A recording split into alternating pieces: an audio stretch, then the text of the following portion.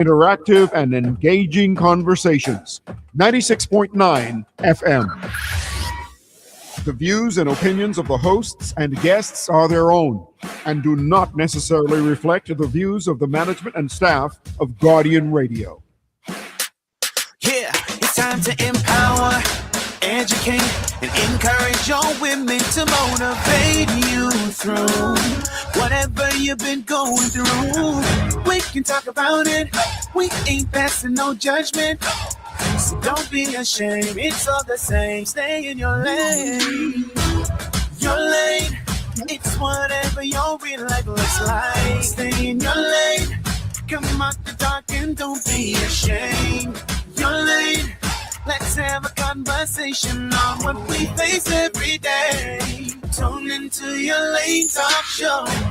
It makes us feel good just to know we're not alone. No more will we feel isolated and cast aside.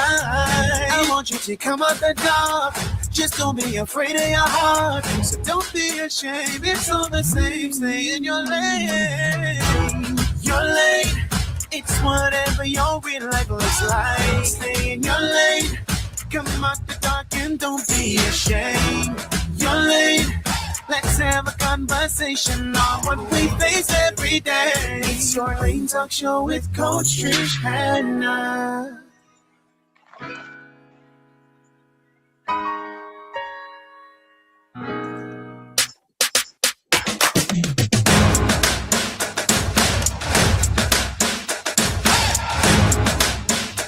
Good afternoon, everyone. Welcome to your Lane Talk Show. This is your favorite coach on a good Sunday afternoon, Coach Trish Hannah, broadcasting live from Guardian Radio 96.9 FM dial right here in Nassau, Bahamas. Your Lane Talk Show for those who are tuning in for the first time. Our mission is to educate, encourage, and empower women of all ages, their spirit, soul, and body. But of course, we always welcome men to tune in and chime in as well. This particular show today, that's everyone needs to tune in, man, woman, beast, child, the dog on the side of the road, the pot cake, everybody, y'all need to tune in today. Your Lane Talk Show is a faith-based show. But we are also real, relevant, and relatable. We discuss topics that don't normally make it to the pulpit. However, of course, we ensure that we are well-rounded, of course, as well. So yes, it's faith-based, but yes, we still need to talk about things that happen to us on our day-to-day life and our day-to-day living, okay? Last week's episode was episode 107. Well, not last week, but the last time we were here in the studio. The episode was 176 Men in Uniform, Fathers at Heart. And that episode featured remarkable men from the Royal Bahamas Defense Force, Royal Bahamas Police Force, and the Bahamas Department of Correctional Services. Of course, they shared what it was like, or what it is like, to balance the demands of serving our nation while raising their children. The response was overwhelming. In fact, the show before that, for Mother's Day, we had the women, and of course, they were like, you gotta do one for the fathers. So we did it for the fathers, and it was just phenomenal. I mean, to this day, our guests are still calling in and tuning in, calling me or WhatsApping me and saying, listen, everybody talking about the show. So thank you, men, once again, for being a part of it, and thank you to our listeners for tuning in and encouraging us. It was a very encouraging show. So, of course, if you want to take a listen, for those who may have missed it, you can go to YouTube, go to Coach Trish Hannah, and look for episode 176, Men in Uniform, Fathers at Heart. And while you are there on YouTube, please like and subscribe. Now, on today's show, we are starting off the independence celebrations, though, shining the spotlight on the incredible things that make the Bahamas so unique. Right, so now let me ask you something for those who are tuning in. Have you ever looked out your window and seen a snake in your yard? Have you ever wondered what to do if a king toad showed up on your porch? Or maybe you've heard someone say, the only good snake is a dead snake. Well, is that really true?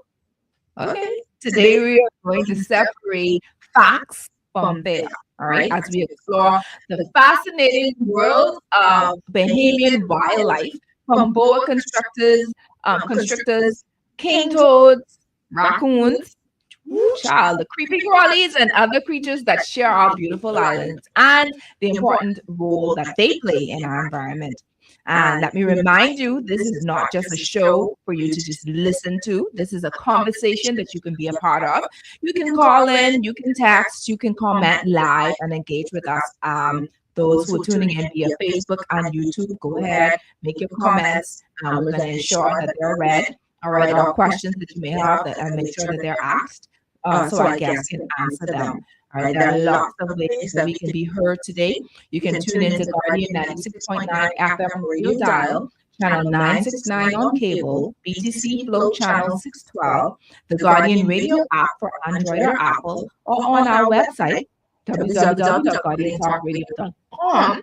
We're also on Facebook, Your Lane Life Coaching. We're on YouTube, Your Lane with Coach Trishana. And of course, once again, we are live.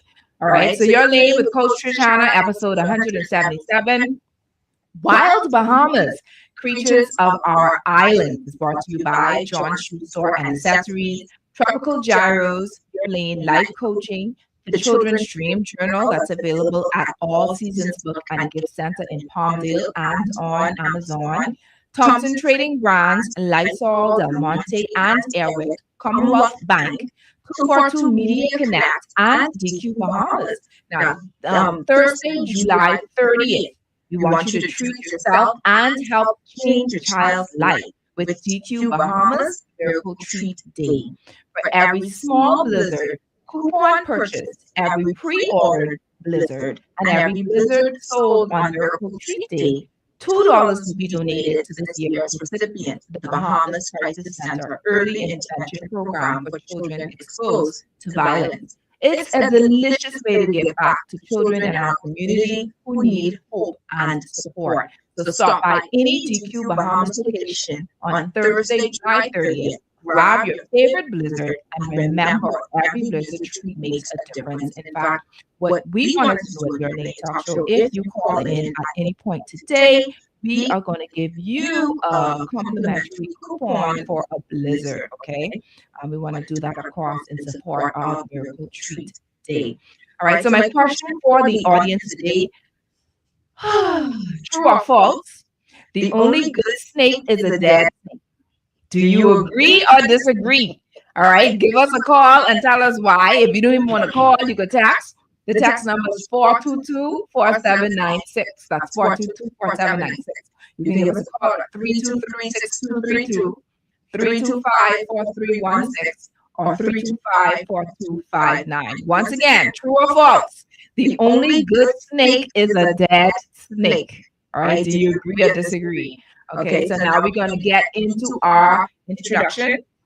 We're going to talk about our guest today, who is none other than Scott Johnson. He is the founder of Wild Bahamas Group of Companies Limited and a wildlife biologist specializing in Bahamian reptiles and birds with more than 17 years of field experience. His research has taken him throughout the Bahamian archipelago, where he has studied native species, including Bahamian rock iguanas, Caribbean flamingos, Bahama parrots, Bahamian snakes, and many other indigenous animals and birds. Scott has authored and co-authored more than 30 pre-reviewed scientific publications and has contributed to organizations such as the Bahamas National Trust, National Audubon, did I pronounce that right? Okay, good. Society, National Audubon Society, and Bahamas Caribbean.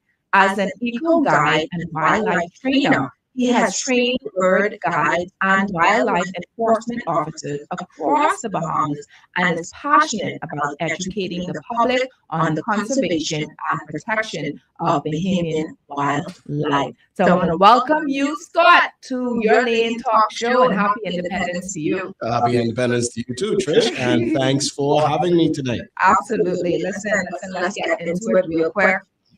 Okay, before I start talking about the creepy crawlies, you know, we read in the bio that you have been doing this for more than 17 years, studying Bahamian wildlife. Has this always been a passion of yours? Because I know as children, for me, for instance, When I was young, I used to catch tadpoles. I don't know if you've ever done that, but my thing is that's because I was just being curious to see how they swim in the water and stuff like that. So, and then eventually I just took them out, and after that, I was that. Uh-huh. Or then I left that and I went into marketing and advertising. I did not continue on with that. So for you, how did this all begin? Well, I always loved animals. Since I was a child, I was always interested in creatures. My mom is she's a lady from the Family Islands. She's born in Family Islands, in Ski. And I think that's where I got a lot of my that instinctive love for being in wildlife. That is through her. Because I remember her telling me stories about how they would go through the keys and they would see the iguanas, and they would go for egg bird and all those other types of things. And how she had animals in her yard as well, horse, goat, sheep. She had all those kind of things. And my mom always liked to take pictures. And so that was something that I guess she passed on to me.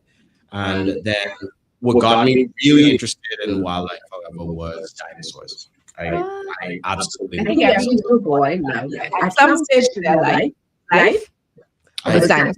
Got fascinated with dinosaurs. Yeah. And I couldn't get enough dinosaurs. I would find books. I would even act like them and stuff like that. It was an amazing.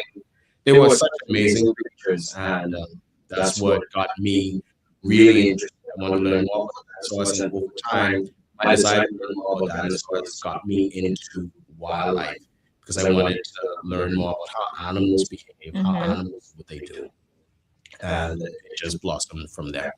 I love that. I know, like you said, people go through different stages of curiosity. Like my son, I think it was dinosaur, right? I know I have a nephew, dinosaurs is his thing, and then at this moment, it's all about the planets and learning about.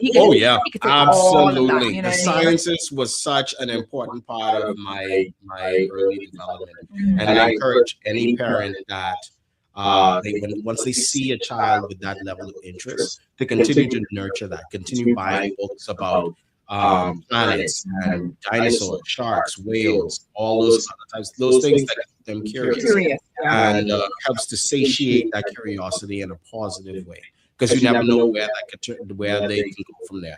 It may have gone from tadpoles to communication, other disciplines, but it could also go into science and other environmental fields. So, yeah. All right. Just give me 1 second. I am just trying to figure out. Someone is saying that. Okay. Check to see if people can hear us.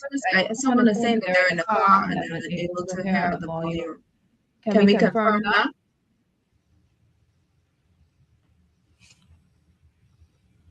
She said electricity is off and home. She came in the car to listen to the radio, but she's unable to hear. Can we confirm that, Chris? Okay.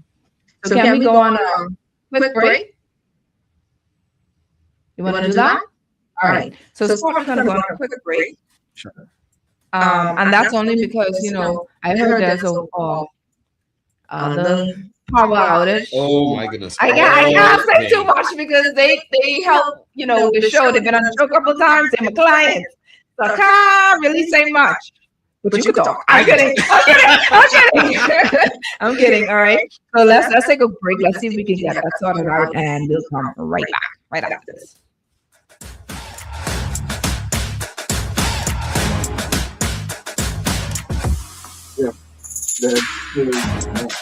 I went off from this morning, and I live out east, so I went off from this morning, and it's still happening now. With Lysol, you can disinfect all surfaces inside and outside your home. When used as directed, Lysol eliminates 99.9% of bacteria, fungus, and viruses. Maintain a healthy home by preventing sickness and keeping infections under control. Don't just clean your surfaces, disinfect them. Lysol does more for you and your family. That's our mission for health. Distributed by Thompson Trading Company. John Shoes and Accessories is your one-stop shop for all your footwear needs. You will find what you're looking for among the growing collection of classic and trendy styles with new arrivals every week. John's covers the whole family and has great prices, helpful and friendly customer service. Your experience shopping with us will be time well spent. Shop with us online at www.johnshoes.com. John's also now carries small home appliances, so come on into John's, located on Rosetta Street in Palmdale and Carmichael Road West. John's, we put fashion at your feet. Tired of banks forcing you to use technology to bank the way they want you to? Your convenience is important. So no matter what your banking needs, Commonwealth Bank's friendly staff are always available in branch for that personal one-on-one service. But when you choose technology, our online and mobile banking app offers you state-of-the-art functionality. The choice is yours. Commonwealth Bank. Bank the way you want. This holiday season, let Airwick fill your home with the mist of happiness. Enjoy limited edition scents like apple cinnamon medley, glistening snow and frosted mint, sweet vanilla and shea butter, all infused with natural oils to bring warmth and cheer. Find Airwick's essential mist diffusers and scented oil warmers at Kelly's, It's Pharmacy, Paradise Premium Foods, and Family Island locations. Airwick, activate your holiday essence. At the heart of every great meal is simply a powerful idea. Everybody. At Del Monte, we are committed to cultivating quality, growing the freshest, most nutritious vegetables, fruits, and tomatoes for your family. With non-GMO ingredients and BPA-free packaging, you can trust that every can is packed with goodness. So whether it's a quick snack or a hearty family dinner, Del Monte brings wholesome flavor to your table. Look for it in your favorite food store. Del Monte, fresh taste, smart choices. Distributed by Thompson Trading. This is Guardian Radio 96.9 FM. Fresh news, smart talk. Every Day, nobody, and it's still, this is. welcome back to my streaming listening audience. All right, so because of the power outage, that is also island-wide. Those who may be tuning in or used to tune in via radio on the roads, unable to hear us at the moment. So we do and apologize for the technical difficulties because it ain't us. It ain't us. All right, That's so right. let's just continue because what I'm going to do, I'm going to use this show as a rebroadcast week after next. All right. So for those who may be tuning in the next time and they're listening via radio, they will be able to hear these things throughout the same day. Right.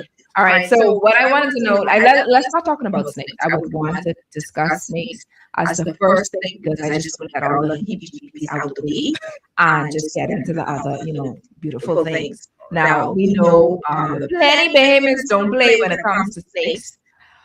What kinds of snakes do we have here in the Bahamas, and how can we tell the difference between a Bahamian boa and the other snakes we may see? Let me tell you why I asked this question, because I remember on one of the social media platforms there was like this orange, white, and black looking snake, and I believe they said horn. I remember that term. So I'm like, okay, I would think that we only have the boas, but clearly we have a lot more. So let's hear it. So yes, you are correct. We have several species of snakes in the Bahamas, 12 species that are native to the Bahamas, of which 11 are endemic to the Bahamas. We have 5 species of Bahamian boas, the largest one being the one that you can find on the islands of the Great Bahama Pike. So the scientific name for that one would be Chilobothus strigatus, which is our 7 to 8 foot monster. Where females get big like the thickness of my arm, weigh over 13 pounds. She is the largest native predator. And then we have 4 other species of boas. We have the Apico boa from Apico, and you have the Acklands and Crooked Island boa. Then you also have the Conception Island boa or the silver boa, and you have the Southern Bahama boa as well. So we have 5 species of boas. We have a Bahamian species of Bahamian racer snake called the Bahamian racer. That is the only snake in the Bahamas that is venomous, mildly venomous, not dangerous to humans. That's the one that usually flatten out the throat when it gets scared and look like a cobra. People call me and say, "It's a cobra in my yard." What do we do about this? No, that's not a cobra. That's just a defensive mating racer. And then we have two species of we call tropes, pygmy boas, or dwarf boas, small constrictors that usually come out at night to feed on lizard frogs.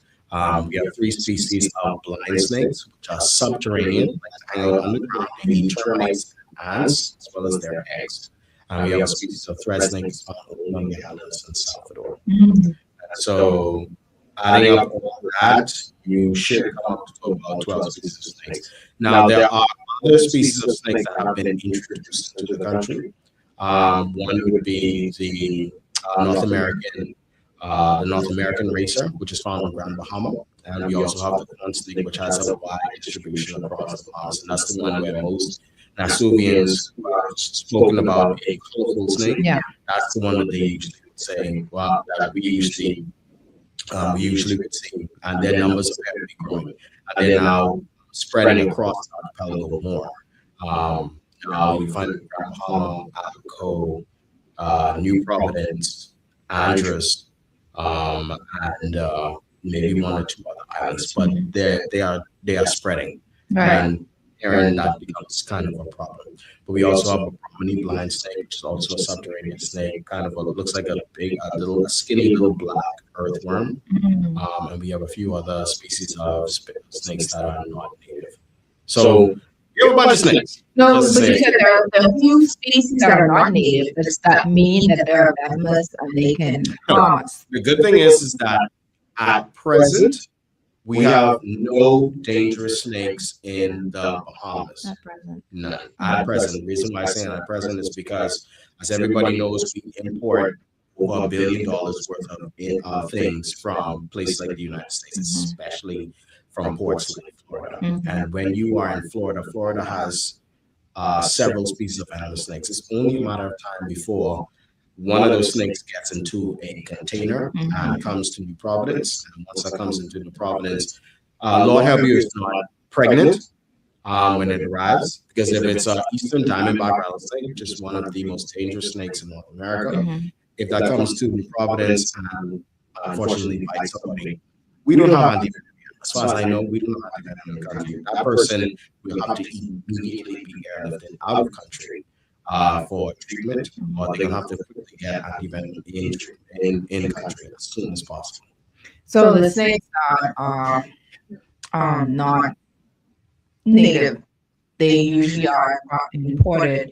I guess through, like you said, the containers and little boxes and all these other things. Can we say that for other than snakes, there are other animals that can actually be imported that same way? Oh, absolutely. We have several species of animals that have been introduced in the Bahamas via the importation of products, as well as people accidentally or intentionally bringing stuff in. Naturally, there's so many containers that come into the country. These containers aren't all properly inspected, so you don't know what's in these containers when they come in.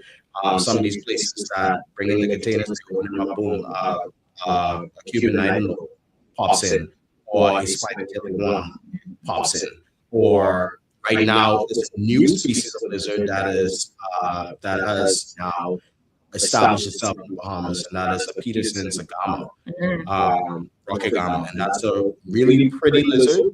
It's like red and black and maybe a couple other colors, but it's been imported into the Bahamas, most likely from Florida. And then, of course, it came into the Bahamas from there.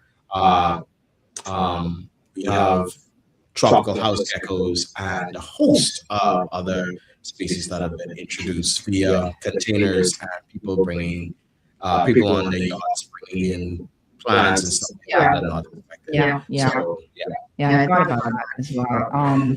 We're going to talk about it soon, right? But I want to get back into this. We want to educate the Bahamians at large. Now, I know growing up, when you see a snake, not me, but I've seen it happen. You get a cutlass and you cut off the head. Now, to me, I personally don't believe in killing snakes because I understand that they do have a purpose, right? We don't have to worry about there's rats and all these other things in the yard, whatever have you. Especially if they're not dangerous to us, they won't cause any harm, just let them remain in the environment. But you have some people who don't believe in that. No, I've been in on social media, I've been in various groups where they be like, just take the whole house. Just one snake inside the kitchen, just take the whole house. So I'm asking you, what should a person do? Burn up the house, do that because that's their house now, yeah? But what should a person do if they were to see a snake in their house? Well, the first thing that you want to do when you see a snake in the house is you don't panic. Panicking never helps in any situation. Second of all, if possible, you may want to take a photo of the snake. Boas have particular patterns that separate them at sizes that separate them from a Bahamian racer. Boas tend to have small eyes with elliptical pupils, which means they're like cat's eyes and slits. They tend to be larger, but sometimes you see a small, slender, a juvenile or a young male in somebody's house. They're usually gray, dark grayish, and have some modeling colors on them, as opposed to racers, which oftentimes are a solid color or may have some bands on there.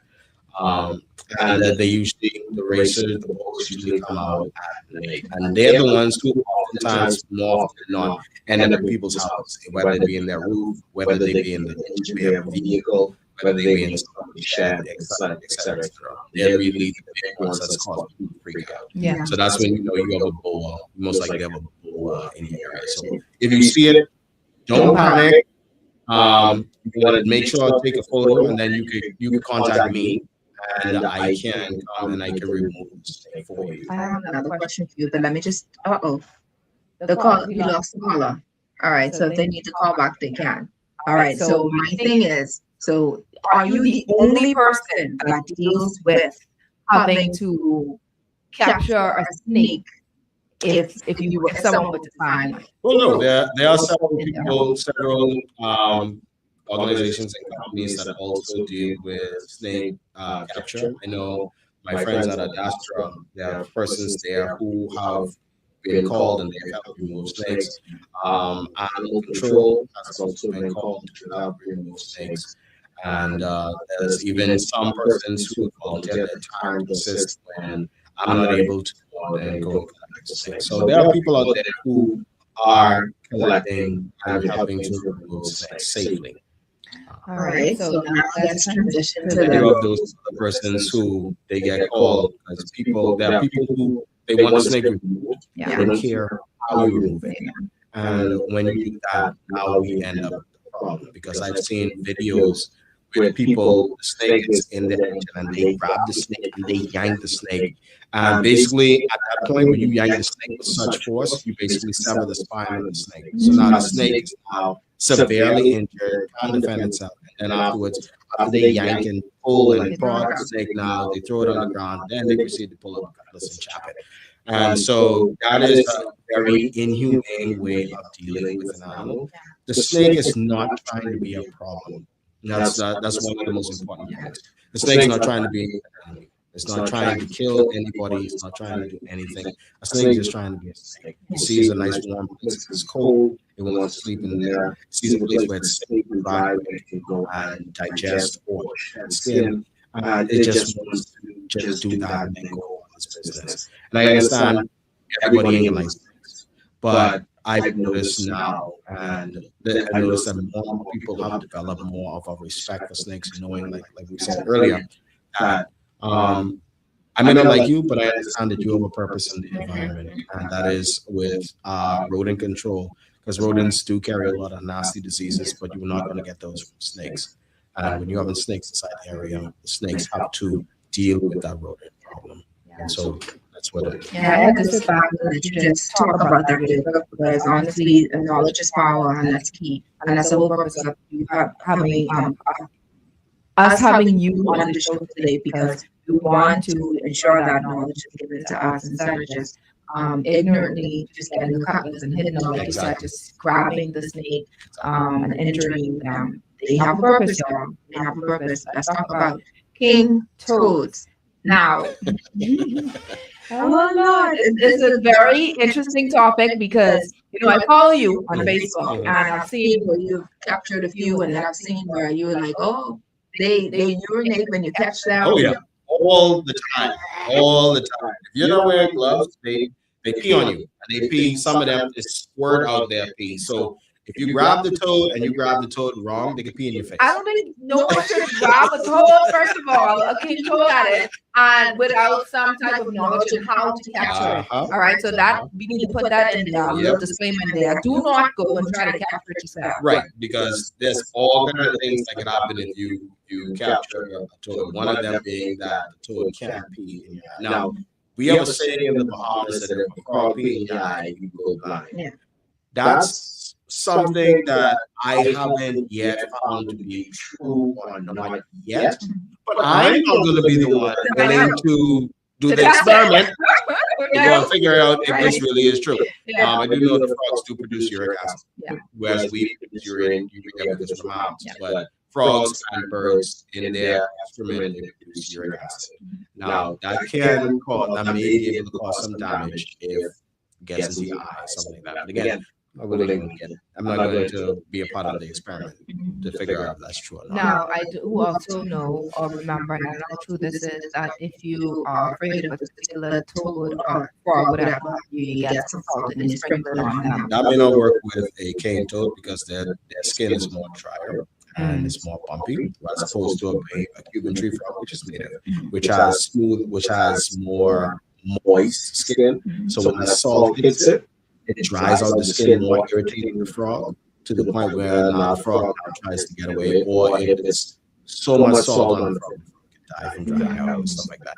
That's actually a very painful way to die. That's like somebody getting salt, throwing it in your eye, and just letting you just deal with that. That's torture. And I know people don't like frogs because they're slimy and this and that, but come on, there has to be some level of humaneness to dealing with an animal that you don't like. Right. So let's talk about how because it is a dangerous. King toad is a very dangerous.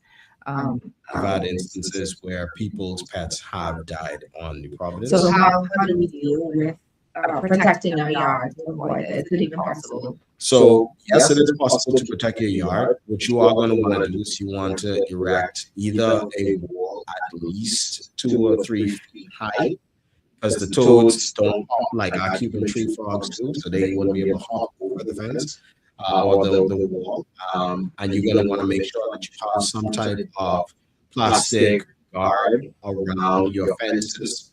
All the way down to the ground. Toads can dig a little bit, so they can also get underneath people's fence if they're not careful. So you want to make sure that that's properly enclosed, so that the toads don't get into your yard.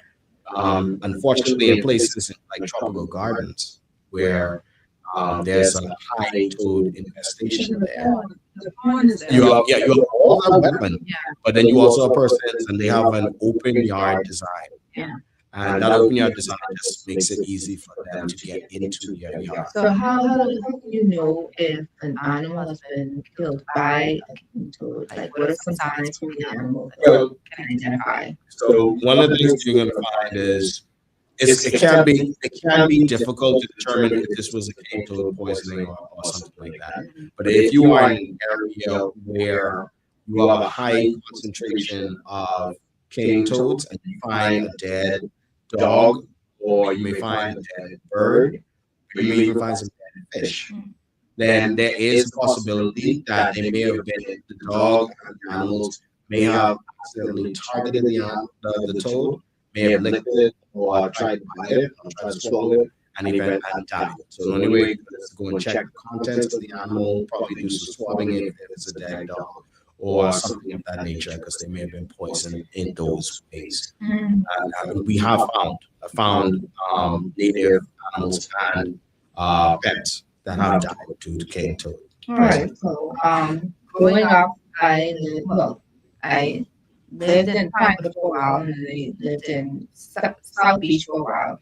And South Beach, there was almost like an infestation of raccoons. there. Oh, And I used to boy. think this is years ago, like in 2019, somewhere around there. And I used to think that they were pretty cute. Now they were very, very cute. You see the mommy, the daddy, and the little children just trickling over in the yard and what have you, until they get in your garbage. Okay. So first of all, are raccoons even native to? No, they are not. That was something that a lot of people have said to me. They thought the raccoons was one of our native animals. Yeah. Raccoons were introduced in the Bahamas in the late 1700s. And there's actually a few introductions into the Bahamas. One was a population that was introduced in the late 1700s. Then you had a population that was introduced into the Grand Bahama in the early 1900s. And then in the early 2000s, there was a population that was introduced to Eleuthera. Once it got on Eleuthera, they started making their way south. So now they're from North Eleuthera all the way down to South Eleuthera. And a lot of the persons who are growing crops and stuff like that are very annoyed with them because they're eating their produce, eating their crops, and they're also eating crabs and other things. Raccoons are an invasive animal. It's unfortunate. I know there are a lot of persons who love raccoons because they have a cuteness to them and all that kind of stuff, but unfortunately, they are an invasive animal. They cause a lot of damage to native wildlife. So how do we prevent them from continuing this? I mean, they just live in it, just being them, right? But how do we prevent them from being so destructive? That's unfortunately that's the problem. The nature of an animal can be detrimental to an ecosystem. Because that nature makes them super successful. I'm an intelligent animal. I come out at night. I can defend myself. I reproduce like crazy. And I have novel weapons that can make me a problem for native animals. All those things contribute to me being a very problematic animal. So for raccoons, I would say, one, if you have trash bins and stuff like that, make sure the trash bins are properly covered, properly enclosed. Raccoons are super smart, so you want to make sure that you don't give them no leeway to access their garbage bins or whatever. They also like to get into your roof as well. So if you have trees and stuff like that that are marching over into your house and you have holes in your roof and stuff like that, you are going to want to make sure you close those up too, because raccoons can enter them and stuff like that. Raccoons also can spread diseases, just like rats. So you want to try and minimize the opportunity for them to access your homes. And raccoons, they can have tempers, especially if they feel threatened. As cute as they may be, they can be vicious. They do bite. And they have sharp claws. So they can bite and they can scratch. So you want to be mindful of the raccoon. Have you captured any? I haven't caught any raccoons as yet. I haven't made that a part of the animal capture and removal part of my work. Not at least not yet, but that's something that I may start doing in the not too distant future. Because I do get calls from people saying, "Hey, Scott, we got a farm of raccoons in our roof. Can you help us?" and stuff? And then I have to go say, "Hey, I know this other person that can safely remove them for you." Can we talk about spiders? Come talk to us about spiders. What are the types of spiders that are native to our country? Wow, so we have over 60 species of spiders in the Bahamas, with probably hundreds more that needs to be recorded. Our understanding of spider fauna is very, very limited, and I recently found a few new species, which I published. But most of our spiders are not dangerous at all. The biggest spider, means there are a few that you are going to want to keep your eyes open for. One would be the brown recluse. That one has a bite that can cause necrosis, which means that your flesh will start to die. That's in the area. Then we have. Can you describe how does it look? It's a small brown colored spider. It looks like, if you look at its cephalothorax, which is the head, so you have the head and the thorax, and then you have the abdomen. Right on the head they have a special pattern that makes it look like they have a little violin on their heads. Okay. Yeah. So that's a spider that you are going to want to be mindful of. Don't ever leave your shoes out in the open. Don't leave them outside and then just go and slide your shoes inside there. You don't know what's going to send people. Yeah. Spiders could be in there and the spider may bite you. And then you have to go and get checked up by the doctor, and that could be an issue. The black widow is here. We have both black widows and brown widows. They are the ones with neurotoxic bite that can cause intense pain, and in some cases that can send you to the hospital. So you want to make sure that you are mindful of those as well. They're not out looking for you, but they are here. If you have shoes and other things out in the open and you don't properly inspect them, chances are you may have a wandering recluse spider or a black or brown widow in there. Now, let me ask you a question. In all your years, 17 years doing this work, have you ever been called to capture any of these animals, these creatures, right? And you've been like, no, this is me. Have you ever had a moment of fail? Let's be real, or something to say with line, or you know what I mean? Like strategize how to get this one. All right, so I'm going to be totally honest with you. The only animal that causes me to take a step back and really reassess my situation would be bees.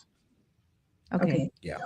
Because bees, I had an experience with bees a few years ago. I was in the forest doing some bird research, and we got hit by some angry swarm of bees. And so you're out it's now midsummer. Yeah. It's hot. You're dehydrated. You're hundreds of meters in dense forest. You can't run because there's a bunch of holes and stuff like that on the ground.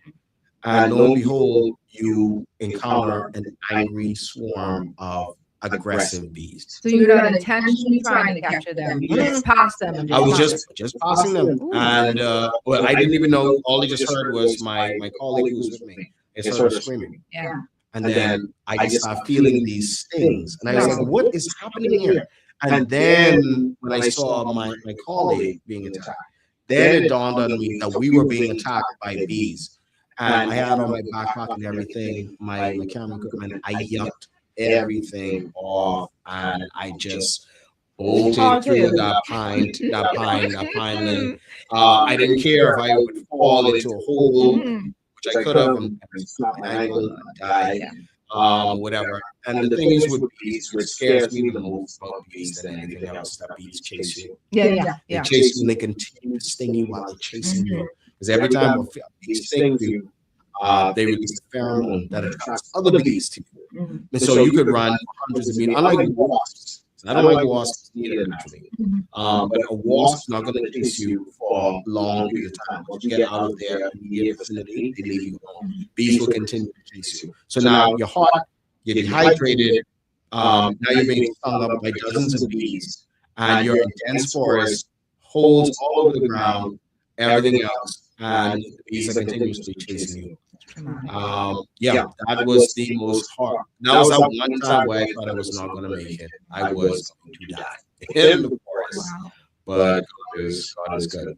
But that just made me realize that I can't walk through the forest like how I once did, which was I'm just going to enjoy just moving through the forest. Now every time I go to the forest now, I'm like, okay, let me look around. We see beehive. There's been a few other encounters that I had where you actually see beehives in the forest as you want. So I had to just be more cautious. Yeah. So let's educate the Bahamians about that. When they do see beehives, what should they do? You have some people who may be like, I'm just walking to see get some honey out of this. I would strongly advise persons to contact a bee remover, like 242 bee masters. That's the only one that's coming to my head right now. And other beekeepers to help remove bees. These honeybees are not native to the Bahamas, so they are actually on that threshold of possibly an invasive animal as well. So where can you find out? Do you find that they are in particular areas, like for instance, further east, further west, or Could they be like a particular island that's specific to, They can be anywhere where a person's. So there's a growing desire for honey in the country, and so a lot of persons have gotten into beekeeping, and that's wonderful all in itself. But that also brings new problems because one, bees tend to swarm during certain times of the year, so you could have your beehive, your bee bosses and stuff like that. But over time, the population of bees is going to want to move, so you end up seeing the bees flying off into the bushes or something like that. They're looking for a new place where the female can establish a new colony. And when that happens, now you have a problem because they may find that they may find an opening in your roof. That's a great place for them to start building a new hive. Or they may find a tree trunk, but they want to go in there and do something like that too. And for me, as a scientist who goes out in the bush studying wildlife, when those bees are in the forest now, that makes my job more dangerous. And if I'm going out with somebody, and then let's say that you are you take people out on a tour, and you come across the beehive on the trail, and it's an angry female, it's an angry queen. If the queen is angry, the whole hive is angry. Because she determines the tempo of the hive, right? So if you have an angry queen, the whole hive is angry and aggressive. And so it affects somebody. And if they start singing on somebody, that person now could possibly end up in the hospital. And as if you take people out of this, that's a problem. So that hits my vocation. Bees can hit my vocation in a negative way. People can talk, oh, well, bees pollinate. We have over 35 species of bees that are native that don't sting you. But European honeybee is that produces the honey. So naturally, attractive factor that tips people's time to, hey, maybe we don't need to, kill them. Maybe we could just find some other way. No. So do you believe that there are some creatures that need to be killed? I do. And I know there are persons who would advocate, oh no, you don't want to kill. You don't have to kill them. There's been some debates that I had with some persons about euthanizing animals, but unfortunately, like I mentioned before, the nature of the animal can pose a problem for the native organisms. Just by your natural nature. House cat. House cats everybody loves house cats. They're cute, they're cuddly, they can be sweet and stuff like that. They're natural born predators. Give them the opportunity, they will kill everything in your yard that they can overpower. Not just rats and mice, which people tend to bring up. They kill lizards, they kill frogs, they kill insects, they kill snakes, they kill birds, they kill a wide variety of things. They are natural and highly successful predators. That's why I encourage people when you have cats in your yard, cats in your house, keep them in the house. If you want them to go outside, you can build an enclosure for them so that they can enjoy the outdoors without harming wildlife. But of course, there's always going to be those one or two persons. Oh, Scott, what are you advocating for the killing of? I'm not advocating for the killing of the animals. If you own your pet, if you have a pet, and you say that you love your pet, you should take all the precautions to learn the biology of your pet, educate yourself on your pet. How many kittens can this animal produce? How fast can they start reproducing? How long is the period between being a baby and becoming a reproductive adult? How many of them can they produce at one time? Are they poisonous? Are they venomous? All those are things that you should consider before you say, I want this animal as a pet. Wow. And that's very informative because, yes, like you said, it doesn't matter the type of animal it is. What is important is understanding their biology, understanding what they do, understanding what they're capable of doing. It's just like someone saying that they're going to purchase a pit bull or, remove a pit bull, and you just leave your fence open and your doors open or whatever have you. And obviously, you have to know the nature of that animal, and it goes for any animal, any pet that you have, even having a snake as an animal, as a pet, rather, right? Know what they're capable of. Don't try to assume. Read, do your research. Right. Yeah. Do your homework, as we mentioned. Do your homework before you decide to have a pet. Everybody has cats and dogs, so everybody assumes that they have an understanding of cats and dogs. We have a huge problem in this country with, I guarantee you, that the majority of people who have pets in this country don't have pets with collars on them. Yeah. The animals are just roaming free. They're not registered. They're not registered. Yeah. And that's actually against the law. That's illegal. You can be charged hundreds of dollars for that. But that's something that has never really been enacted, where animal control or whoever is responsible for that can come to houses and say, your animals are not, they don't have collars and registered and whatever. We are going to charge you for this. You have animals that are roaming around in the yards. And then, of course, people who are absolutely terrible with taking care of pets, taking care of animals. I wanna just talk to you in a second because I want to just we're just gonna just have that little detour back right there because we can talk about that all day. Trust me, because we've read the news, right? We've seen it. We see how people have been harmed because of negligence, whatever have you. But let's get focused. Now I know, like, as our country continue to develop, we're seeing more wildlife in our neighborhoods because we're moving into their habitat. And because you called off tropical gardens, we know once before tropical gardens was just a bunch of bush gone, right? And we've seen how it has developed. How do we strike a balance between development and protecting nature? Oh boy, that is one of the most interesting questions. Also, surprisingly, one of the most challenging questions that even as a conservationist trying to juggle. You want to protect the needs of the wildlife, but you also understand the development needs to happen in the country. We need to build. Infrastructure needs to be in place. We always cry about we do not have homes, we don't have places for us to stay, and stuff like that. That's infrastructure that needs to happen. So building sustainably has always been, or should always be, at the forefront of development in this country. We know that there are animals in this country, some of them more sensitive than others. But yet, persons are allowed to purchase land in these sensitive areas where these animals are. So that needs to be really looked at to the point where our government needs to just say, no, absolutely not, you cannot build here. Because even if you try to build as sustainably as possible, these animals are far too sensitive and they can, your development will have a negative effect on them. So no, not here. And then others, in other places, people can build sustainably, and that actually can help improve the species diversity within an area. A good example of that would be Ocean Club, Atlantis Ocean Club.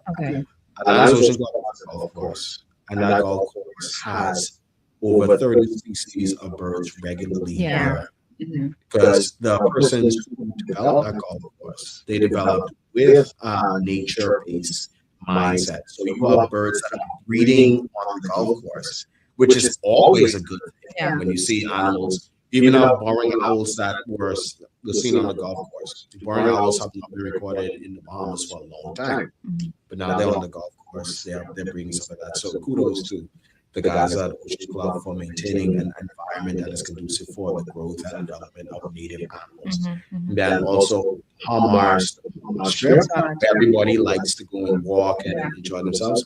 The nature there is very, very nice. I go in there and I take people out on tours. We see the birds and stuff, we see the other animals up there. It's a wonderful place. So kudos to Bahamas for their maintenance of that general area. So those are just two examples of sustainable development. If you have wildlife in mind, you can develop the area which can maintain levels of biodiversity. And then you have people who don't care about any of that stuff. They just want to clear cut the whole thing, build these buildings, and have maybe one coconut tree in the yard, and that's them. That's it, and that's it. And I can't agree with that at all. That type of development is something that we should never be condoning. And that's why I'm glad that even in today's in our system today, we now have legal infrastructure in place that people are saying that you have to build a certain way, and there has to be checks and balances before you could even start building, such as having certain permits, forestry permits, certificate of environmental clearance, and stuff like that. So all of those are good things for helping us to maintain and develop things sustainably. I love that. I love the fact that you're sharing that, especially for those developers that may be tuning into the show, just being mindful of trying to balance nature or work along with nature to ensure that there is a balance. Even when it comes to trees, certain trees you don't have to cut down. I mean, I know we're talking about animals and creatures, but even certain trees They're all tied together, right? Yeah, because exactly, because that's their habitat, right? Exactly. All right, so we're going to take a quick break, and right after that, we're going to talk a little bit about birds, because there's this one bird. There's this one bird talk. There's this white bird with a very long neck. It looks like a flamingo, but it's not a flamingo. And it's out west, right? And it just comes at this one spot and just makes a bunch of noise. It doesn't do that anymore, but it used to. Just this rah, rah type noise. I gotta switch. So I'm calling my neighbors and saying, y'all hear any noise? I don't hear that. Why am I the only one who's hearing this noise from this bird? I said, where does rock? God forgive me. I did say that, but I did not do it. I didn't do it. Y'all don't come for me. But because it was making so much noise by my window, I was like, this bird gotta go. All right. I was gonna say something else, but I'm kicked back to myself. But no, I did not harm. There were no birds harmed during the time that I saw. All right. But eventually it flew off. But I can tell you, around 6 o'clock every evening, it would come and finish sounding noise. And y'all might call me spiritual, but the reason why I stopped, because I started praying, because I was like, this gotta stop, because I need to sleep. What you doing? All right. And it would stay there. And I started praying, and I haven't seen it since. So that's another thing, I guess. We don't really have to talk about the thing, because we talk about wildlife. Right. I did not stalk the bird, but I have seen it out west a few times. I'm sure that's not the only one, but I've seen the white bird a few times, flying around. But it's solo. I don't see it with anything else. It's not with a flock or anything. So talk a little bit about that. Talk about flamingos, and then we're probably going to end the show about talking about some myths that we can debunk. Right? So let's go, Chris. Let's take that break. I'm hoping that the radio audience can hear us by now. What do you think? Not yet? All right, so we're gonna work on that, and for those who are tuning the StreamYard for YouTube and Facebook, thank you.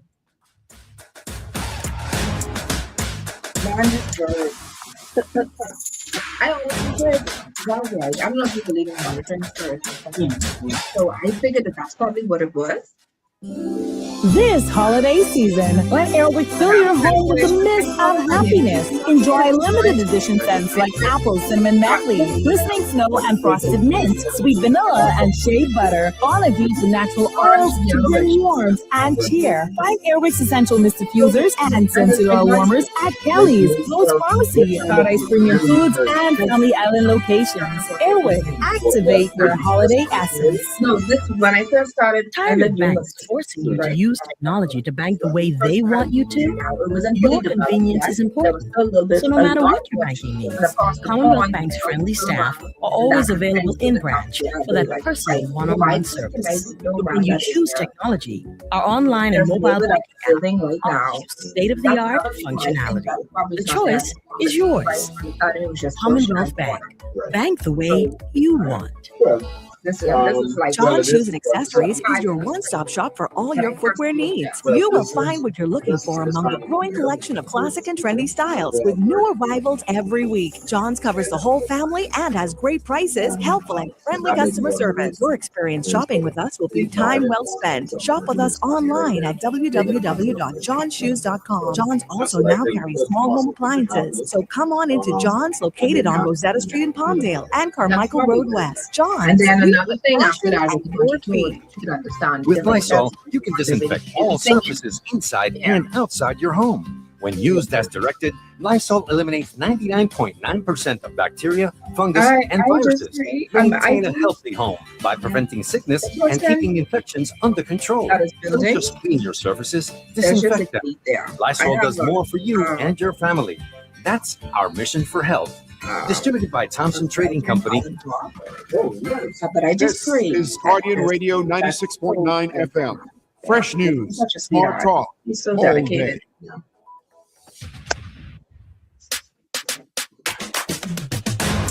So we have about half an hour left. I have with me in the studio Mr. Scott Johnson himself. Okay, he is a wildlife biologist, and of course, he's talking to us about how to conserve our native animals, our creatures, what to do, what not to do, what to kill, what not to kill. All right, now, there are some people that advocate about not killing anything at all. But if these creatures are dangerous or harm, they can create harm, especially to our pets and our vegetation. Then, of course, we're going to have to put. And if you don't want to do it yourself, of course, you could give him a call, and he'll do the job for you. Okay, but at some point, we have to protect our possessions. Correct. All right. So we wanted to talk a little bit about birds. You were mentioning birds. I said, let me just talk a little about the flamingo. The only time that I actually see any type of flamingos over here, of course, is through at Industrial Gardens. But then you do have some islands where Inagua. Yep. So Inagua is the most famous island for. Inagua is the most famous island for the flamingos, but due to the success of conservation activities on Great Inagua, you could now find populations of flamingos across the archipelago. Auckland, Crooked Island, Mayaguana, like you mentioned, Great Inagua, Long Island, Andros, and there've even been one or two sightings of at least one flamingo in Abaco. And so they once had a nice broad distribution. Glad to see the distribution is still happening. They're still spread out, and they're always moving around. So they're not just in the Bahamas. You find them in a wide variety of other places across the West Indies. But you don't see them flying around in the Providence. No, because the Providence is just not, doesn't have the habitats that I think is conducive. And then you have too much people and all that kind of stuff. And so they prefer those really hypersaline lakes and ponds and stuff like that. You don't see many of them on New Providence. In fact, if we really was to look at New Providence historically, we had a whole lot more ponds and lakes on New Providence, but those got filled in for human development. So, but with regards to other birds, we have over 366 species of birds that have been recorded in the Bahamas, 6 of which are found only in the Bahamas.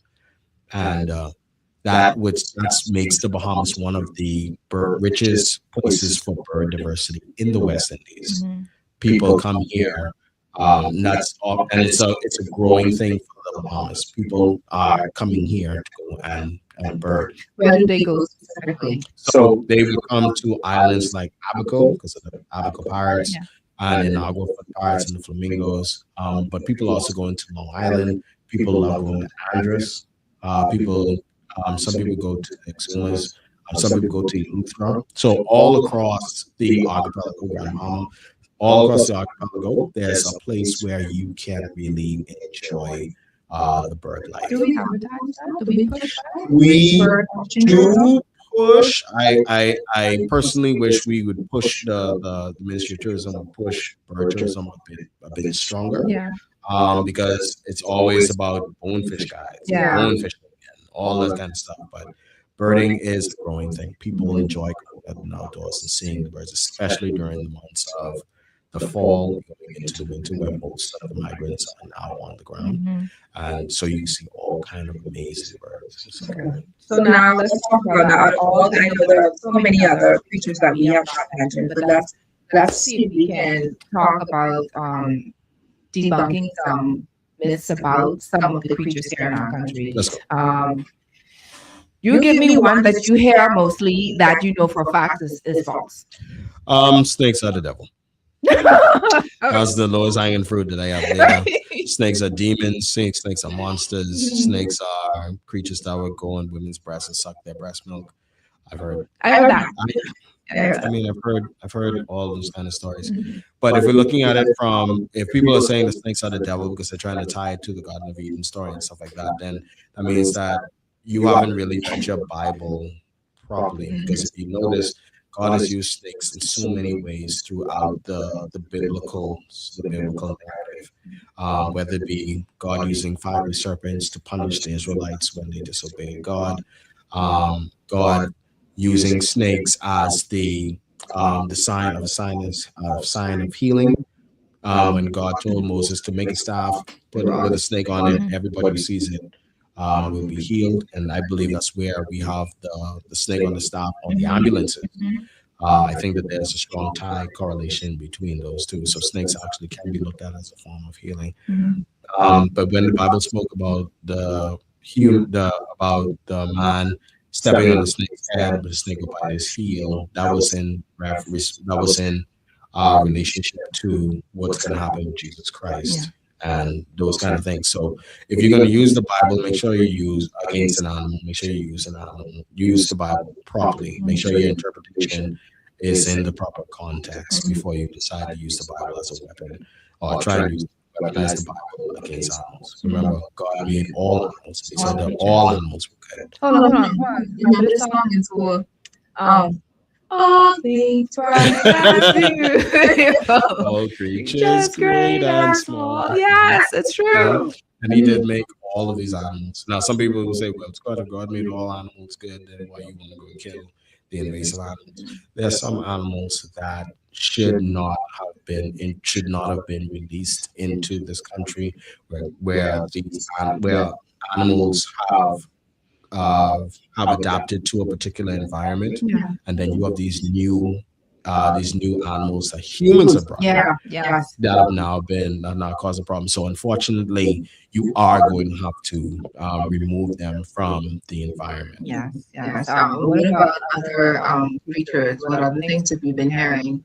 What was another myth that people say? People used to say that crows are evil. I mean, blackbirds, the blackbirds that they see in their yard. 9, 10, the Bible 10.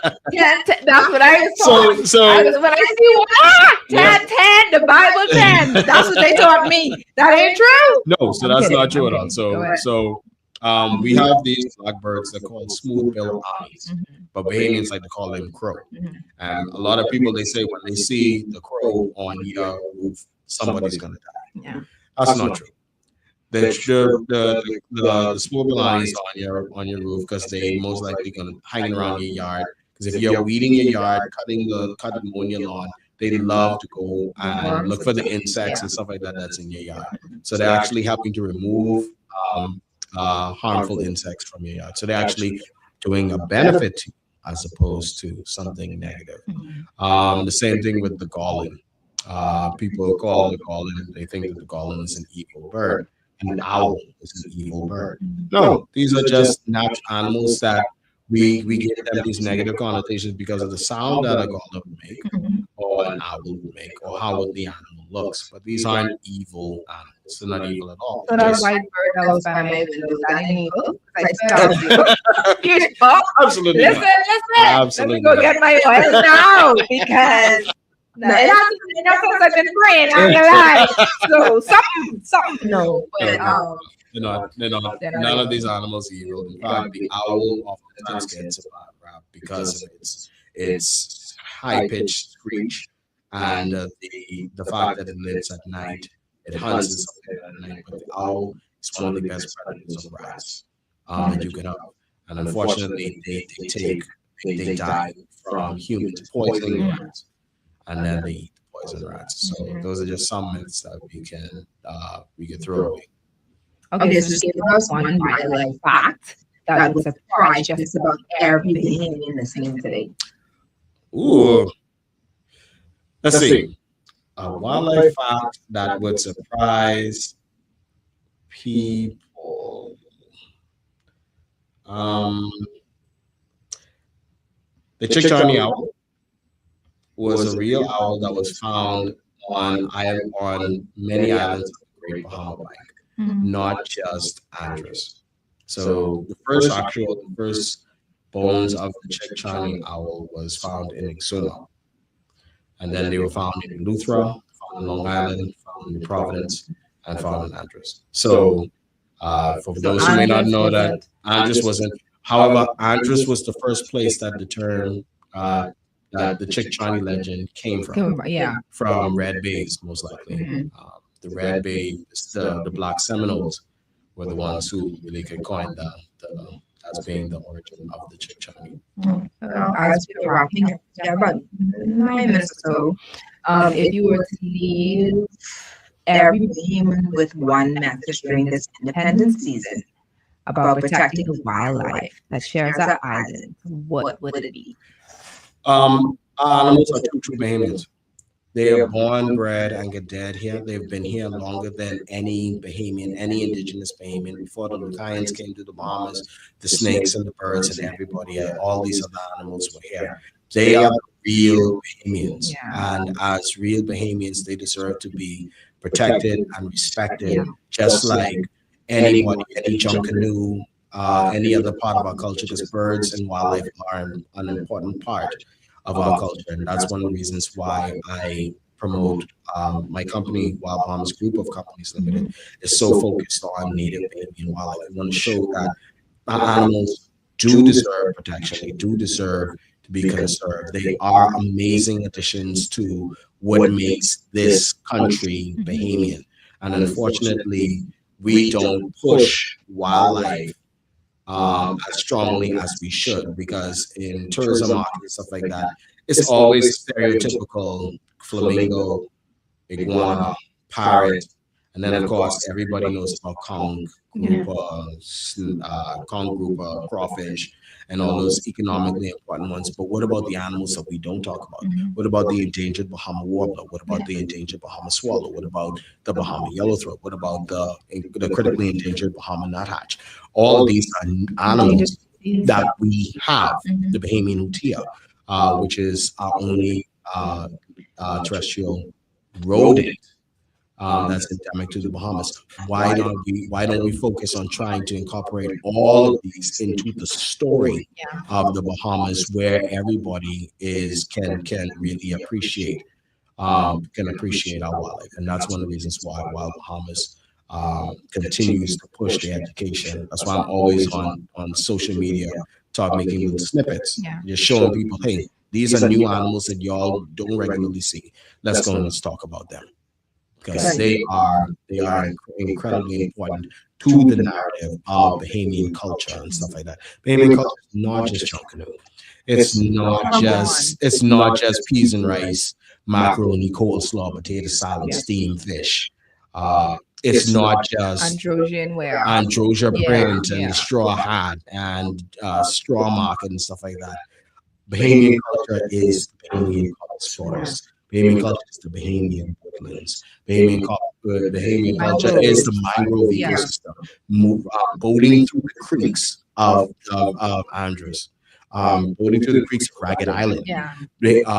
Looking at and enjoying the nature that we have, because the nature is a strong part of the Bahamian experience. And that's one of the reasons why people come here. I remember taking people out. A few weeks ago, I took some tourists out from Atlantis. And they were saying that they were tired of being basically cooped up inside that hotel, because what is there to do? I mean, so you go and you show them, you take them on a trip through New Providence. Let them see the houses that we live in. Let them see take them into the forest, like show them the caves of primeval forest. I took them to the retreat gardens. I caught some snakes, showed them a few snakes. Absolutely love it. And then they were eating the burgers and fries over in the hotel. So guess what you do? You go and you take them out to the fish fry and let them have a real Bahamian meal to the point where they get full, where they actually get full of Bahamian. I am so glad that you're doing that. Give them that. In fact, I want to stop what we're doing because I do have a question I want to say that stop there. And I want to talk about what you do at large, like your business, your personal business. Before doing that, reading your bio, you said that you help train other people, especially those who have an interest in wildlife. Is that a thing though? Is that absolutely? Yeah. That is a thing that is growing in the country. There are more. There are people who are interested in the outdoors, specifically our Bahamian culture. Yes, they're interested in the ecotourism side of the Bahamas. They want to learn more about the wildlife out here so that they can go and take people out on tours and those kind of things. So this can become a business. There are also persons in the environmental and development sector who need training in Bahamian wildlife because our law states that before a developer can go and develop anything, there has to be some wildlife. There has to be some research work that has to be done prior to a development happening. So those persons have to be knowledgeable about Bahamian wildlife, and so therefore they need training in that so that they can properly give the information to the Department of Environmental Planning and Protection, etc., so that they can help guide the decision making of a development and help tell people, hey, this is a sensitive area. You have to be very careful of this. These are the 5, 10, 15 species that are here. This is how you do things. This is how you not do things. Help them to modify their development idea so that it becomes more sustainable, etc. So can you tell us, like 3 moments, where can people reach you? How can they contact you? 1, if they need to get a snake out of their house, and 2, if they have friends coming over that they may want to use your business to help them to do like tours around the country, etc. So if people are interested in they want to know more about me and what I do, you can visit my website at www.wild-bahamas.com. You can contact me at 432-9172. I also have a YouTube page, Wild Bahamas, where if you want to see some of the videos that I have produced, some of them being documentaries, mini documentaries that talk about different Bahamian wildlife. And then you also can find me on my Facebook page, which I'm always on promoting Bahamian wildlife. So look for Scott Johnson, Bahamian Naturalist, as well as my Wild Bahamas page on Facebook. And how can we find your books? So my publications are all online, and I have links to my publications on my website as well. Okay, so can you read the website one more time? www.wild-bahamas.com. And your phone contact? 432-9172. So this you all know who to call when them creepy qualities come inside your house. The little rodents come in and you just scream and tell them to go out. The snake don't have to have your whole house. You just call Scott Johnson and he'll get it for you, and you can go back in the house. Okay. Now, ladies and gentlemen, thank you so much for tuning in. As we celebrate our beautiful Bahamas this Independence season, today's conversation reminds us that God didn't create anything by accident, right? The Bible tells us in Colossians 1:16, for by him all things were created that are in heaven and that are on earth, visible and invisible. All things were created through him and for him, all for his glory. We can sing the song, All Things Bright and Beautiful. Y'all remember that? St. John taught me about, sometimes we look at a snake and only see danger. We look at a toad and only see something ugly. But the truth is, every living thing God created has a purpose. Whether we understand that purpose or not, God does. Creation reflects his wisdom, his order, and his creativity. And as believers, we're called to be good stewards of what God has entrusted to us. That doesn't mean putting ourselves in harm's way, right? So there are some animals, as you stated, that we may have to try to, put it aside. But it doesn't mean we disrespect God's creation and recognize that, He's the one that created it for a purpose. The rats that you see, the snakes that you see, all of them have a purpose. So today, instead of responding with fear, let's choose knowledge. Let's, instead of destroying what we don't understand, let's seek wisdom. And as we celebrate our nation's independence, let's also celebrate the incredible wildlife that makes our Bahamian Islands so unique. And as Scott stated, there are so many other animals or creatures that we have not. There are some endangered species that we don't really push enough education and knowledge and insight on. And we're so happy to have him so that he can actually share and distribute the information and knowledge that he has. And I love the fact that we have something in our industry where we actually can glean back from. We can get money from just the knowledge that you have, the light, the passion, the love that you have for God's creatures, right? And wildlife at large. I remember when God finished creating the earth in Genesis 1:31, what did he say? He saw everything, he made it well, he said what? And indeed, it was very good. All right, so just remember that when you see those creatures, and of course, you don't have to knock out the snake out the car. There are ways to capture them. And of course, get yourself, be as knowledgeable about these creatures as possible. And once again, in doubt, call Scott. Call Scott. Okay? Today's show, episode 177. Before I close, is there anything else that you want to share before we leave in a short statement? In all things, give God thanks.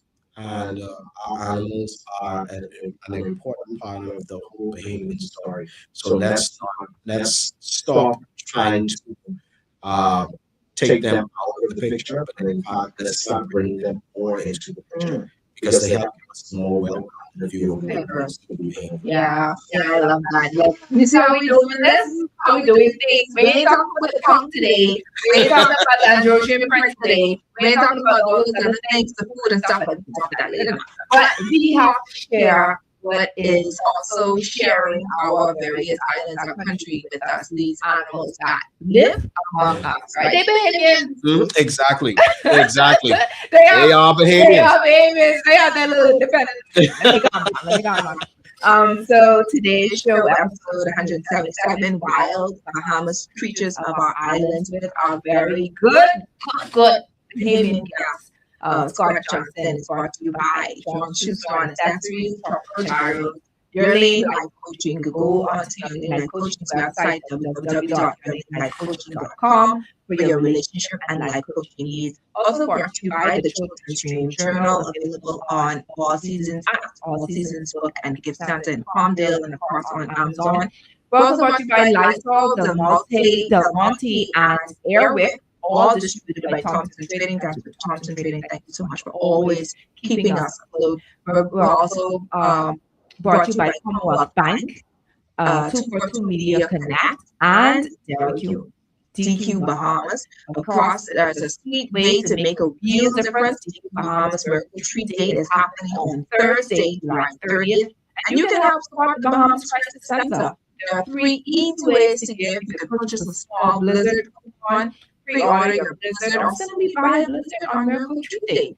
Every participating Blizzard helps raise funds for the Early Intervention Program for children exposed to violence, bringing hope and healing to children and families right here in the Bahamas. Mark your calendars for Thursday, July 30th. Visit your nearest DQ Bahamas, and together, let's make miracles happen one Blizzard at a time. I absolutely love DQ.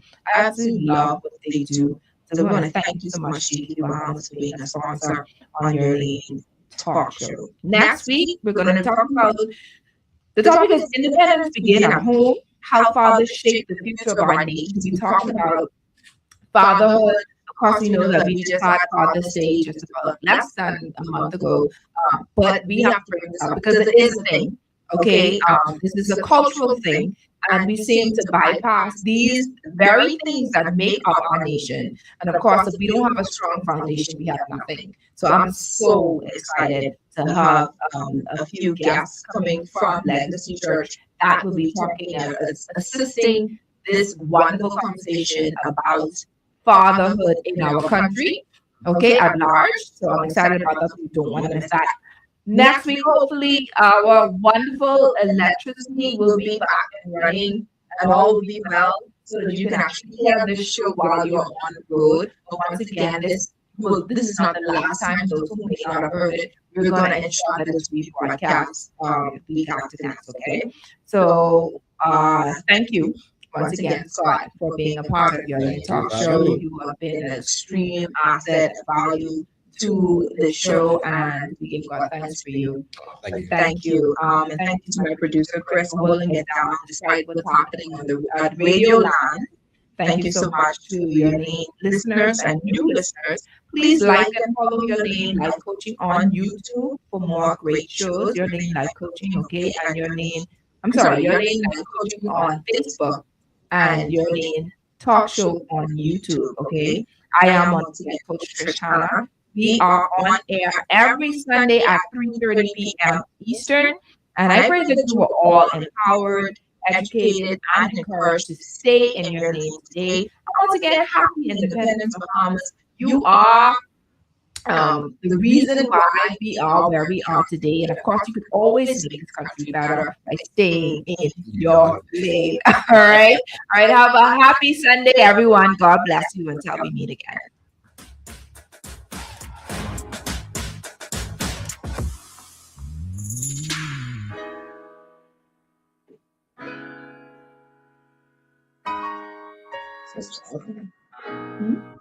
At the heart of every great meal is a simple yet powerful idea: quality. At Del Monte, we are committed to cultivating quality, growing the freshest, most nutritious vegetables, fruits, and tomatoes for your family.